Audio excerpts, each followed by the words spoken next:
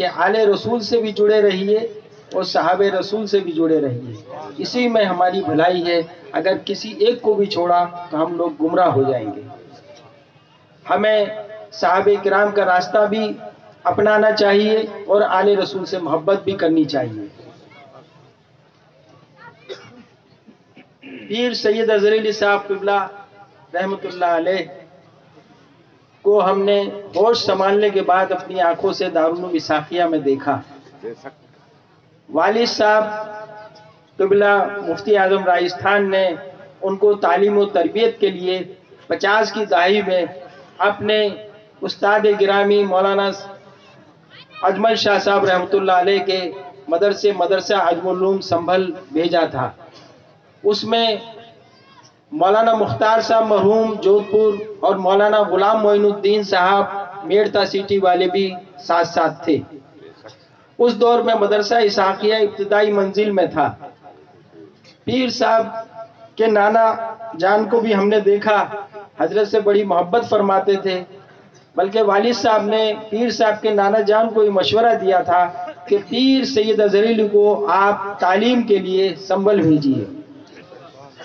سنبھل رہے، حالات کی وجہ سے تعلیم تو مکمل نہیں کر پائے، لیکن جتنی بھی تعلیم حاصل کی اور حضرت مولانا اجمل شاہ صاحب علیہ رحمہ کا فیض پایا، اس کے بعد آپ جودھ پور تشریف لائے۔ جودھ پور میں حضرت نے آپ کو مدرسہ اسحاقیہ میں آپ کا تقرر فرمایا۔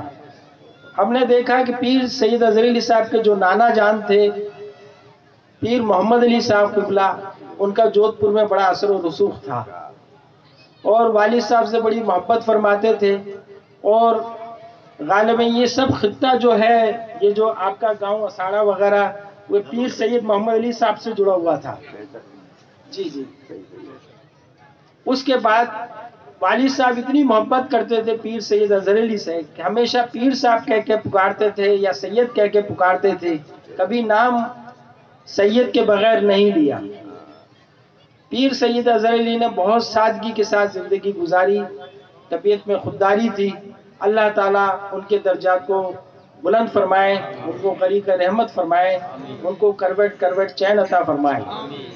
اساڑا کے لوگوں نے جودھ پور کے لوگوں سے بازی مار لی اور ماشاءاللہ پیر صاحب کو لے کر یہاں آئے، اور میں اس وقت سنبھل تھا، کچھ میری طبیعت خراب تھی، کم ٹائم میں یہاں نہیں پہنچ پاتا، لیکن حالات پر میں نے نظر رکھی۔ معلوم یہ ہوا کہ پیر صاحب کے لیے اسی دن یہاں زمین بھی لی گئی۔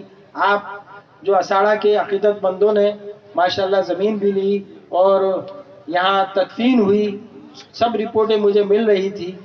یہ آپ لوگوں کی بڑی خوش بختی ہے کہ آپ ایک آل رسول سے جڑے ہوئے اور آپ نے حق ادا کیا۔ اللہ تعالیٰ آپ کو سلامت رکھے، اللہ آپ کو دن دگنی رات چوگنی ترقی عطا فرمائے۔ آل رسول سے جڑے رہیے، انشاءاللہ آپ لوگوں کا بیڑا پار ہوگا۔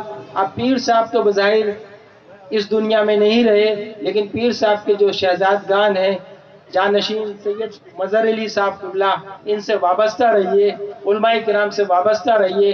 انشاءاللہ تعالی جو علماء کرام آل رسول اور جن لوگوں نے دین اسلام کے لیے تبلیغ کے لیے اپنا تن دھن قربان کیا ہے، تو اس میں آپ کی بھی بھلائی ہے، ہماری بھی بھلائی ہے۔ دین اسلام سے جڑے رہیں گے۔ آپ سید مظہر علی صاحب جو پیر سید اظہر علی صاحب کے جانشین ہوتے ہیں، ان سے وابستہ رہیے۔ چونکہ اب وقت بہت کم ہے، نماز کا بھی وقت ہوا چاہتا ہے، وقت ہو گیا ہے، ہم نے تو نماز ادا کر لی، آپ لوگوں کو بھی نماز ادا کرنی ہے، اس لیے میں مختصر تاثرات کے ساتھ اب رخصت چاہوں گا۔